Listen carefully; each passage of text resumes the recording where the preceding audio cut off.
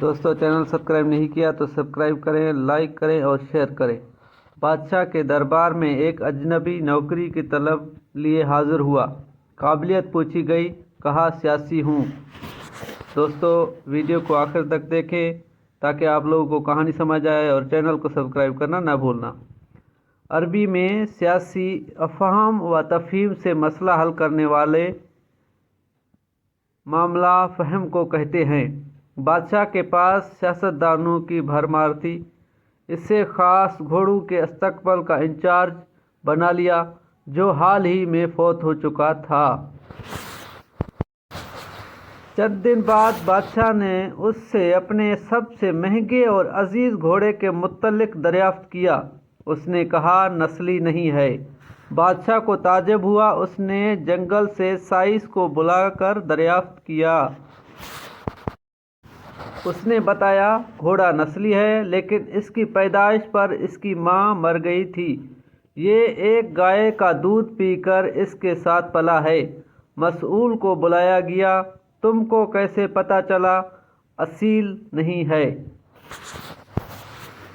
اس نے کہا جب یہ گھاس کھاتا ہے تو گایوں کی طرح سر نیچے کر کے، جبکہ نسلی گھوڑا گھاس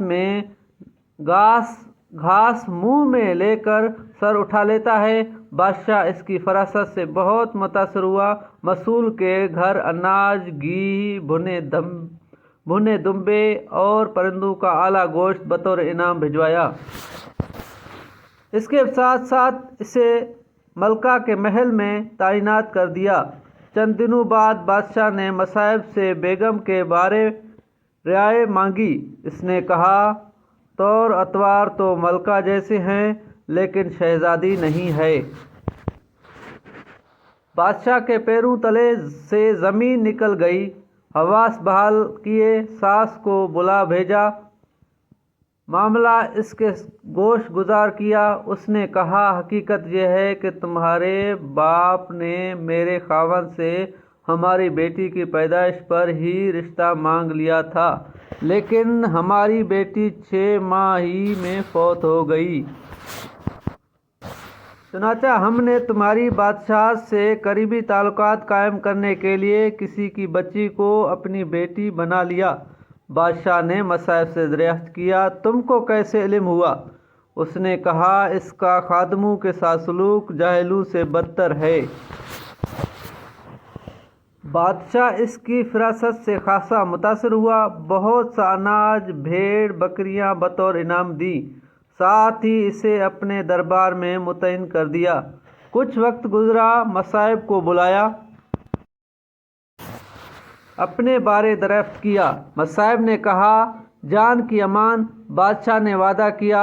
اس نے کہا نہ تو تم بادشاہ زادے ہو، نہ تمہارا چلن بادشاہوں والا ہے۔ بادشاہ کو تاؤ آیا، مگر جان کی امان دے چکا تھا۔ سیدھا والدہ کے محل پہنچا۔ والدہ نے کہا یہ سچ ہے، تم ایک چراوے کے بیٹے ہو، ہماری اولاد نہیں تھی تو تمہیں لے کر پالا۔